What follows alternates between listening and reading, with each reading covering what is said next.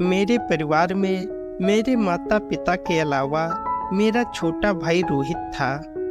शहर में मैं अपनी माँ के साथ दूसरों के घरों में चौका बर्तन का काम करती थी। रोहित अभी छोटा था और सरकारी स्कूल में पढ़ने जाता था।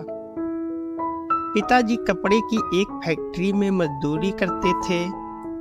शहर में काम छूट जाने के चलते हम अपने पूरे परिवार समेत शहर से अपने गांव लौट आए थे। पिताजी गांव के जमींदार चौधरी साहब के पुराने कारिंदा थे, इसलिए चौधरी साहब ने तरस खाकर उन्हें खेत और बगीचों की देखभाल के लिए रख लिया। मेरी माँ और मैं चौधरी साहब के घर में मेहरी का काम करने लगे। इस तरह परिवार की गुजर बसर का इंतजाम हो गया। मैं 18 साल की थी और गजब की खूबसूरत थी। कद काठी, लंबी, गोरी छरेरी काया, बड़ी बड़ी आंखें, मासूम चेहरा और चंचल स्वभाव के चलते मैं किसी की भी नजरों में चढ़ जाती थी। मुझको अपनी खूबसूरती का एहसास था। मैं उसके प्रदर्शन में कोई कोताही नहीं करती थी। मेरा प्रेमी राजन शहर में एक फैक्ट्री में काम करता था। काम छूट जाने की वजह के चलते वह भी गांव वापस आ गया था। गांव में राजन को कोई काम नहीं मिल रहा था। वह शहर लौटने के बारे में सोच रहा था। गांव में उसे मुझसे मिलने का कभी कभार ही मौका मिलता था। चौधरी साहब का सबसे छोटा बेटा विकास दिल्ली में रहकर पढ़ाई कर रहा था। छुट्टी में वह घर आया हुआ था और इस समय वह यही गांव में था। विकास ने एक दिन मुझको दालान में काम करते देखा तो देखता ही रह गया।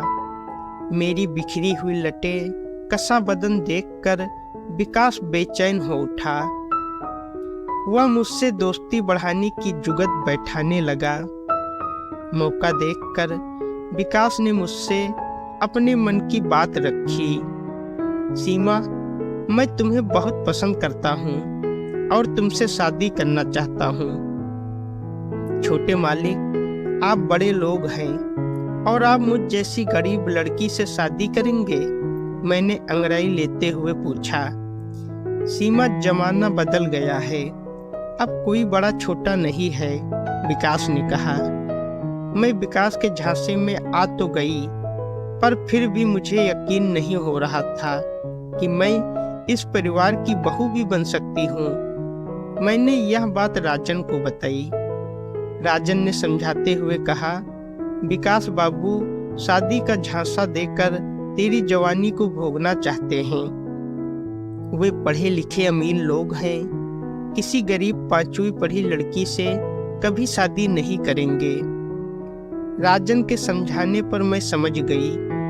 एक दिन विकास ने अकेले में मुझको खेत की मचान पर बैठाकर बहलाने फुसलाने वाली बातें की तो मैं फिर से उसके झांसे में आ गई। विकास मुझको यह यकीन दिलाने में कामयाब रहा कि राजन को मेरी किस्मत देखकर जलन हो रही है। लालच में पड़कर मैंने विकास को हाँ कह दी और पल भर में राजन के प्यार को भुला बैठी। क्या सोच रही हो मेरी जान, आओ न रोमांस करें। मेरे गालों को सहलाते हुए विकास ने कहा तो मेरा तन मन मचल उठा। विकास ने मेरे गालों को चूम लिया और मुझको अपनी बाहों में भरकर हाथों से मेरे बदन को सहलाने लगा। मैं तड़पकर विकास से लिपट गई। हम दोनों ने जी भरकर अपनी प्यास बुझाई। अब विकास का जब भी मन करता वह मेरे साथ जिस्मानी रिश्ता बनाता था। मैं भी अब राजन से मिलने से कतराने लगी थी। राजन समझ गया कि मैं विकास के चुंगल में फंस गई हूँ। उसने मुझे को कई बार समझाने की कोशिश की, लेकिन मैं राजन से बात ही नहीं करना चाहती थी। इसी बीच राजन को शहर में फिर से काम के लिए बुलावा आ गया। गांव के साथियों के साथ राजन वापस शहर लौट गया। पिताजी को भी उसकी फैक्ट्री से काम पर आने का फोन आया। फैक्ट्री का मालिक पहले से ज्यादा तनख्वाह देने के लिए तैयार था। गांव में बस किसी तरह गुजर बसर हो रही थी, इसलिए पिताजी भी शहर जाने की सोच रहे थे। यह बात मैंने विकास को बताई। मेरा भी कॉलेज शुरू होने वाला है, मैं भी यहाँ से चला जाऊंगा। तुम भी अपने पिताजी के साथ शहर चली जाओ।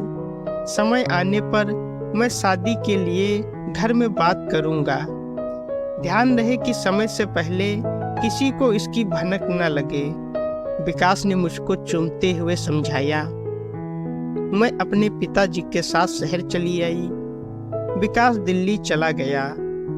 पहले तो हम दोनों में फोन पर बातें होती रहती थी, पर धीरे धीरे विकास ने पढ़ाई का हवाला देकर बात करना बंद कर दिया। मुझको विकास का यह बर्ताव अजीब लग रहा था। एक दिन राजन ने मुझको फोन करके मिलने की गुजारिश की। मैंने हाँ कर दी। हम एक पार्क में मिले। इधर उधर की बात करने के बाद राजन ने जो बात बताई वह सुनकर मेरा कलेजा धक से रह गया। राजन ने बताया, सीमा, विकास बाबू ने धूमधाम से अपनी जात की एक पढ़ी लिखी लड़की से शादी कर ली है। मेरा मन राजन की बात मानने को तैयार नहीं था। राजन ने मुझको अपने मोबाइल फोन में विकास की शादी की तस्वीर दिखाई। मुझको लगा कि जैसे आसमान मेरे सिर पर गिर गया हो। मैं राजन को पकड़कर रोने लगी। चुप कर पगली, हर वादा सच्चा नहीं होता। जो भरम था उसे भूल जाना बेहतर है। मैं हूं न तेरे साथ। मेरे माथे को सहलाते हुए राजन ने प्यार से कहा। मैं कुछ बोल नहीं पाई, बस राजन की गोद में मुंह छिपाकर रोती रही। मुझे अपनी गलती पर पछतावा हो रहा था।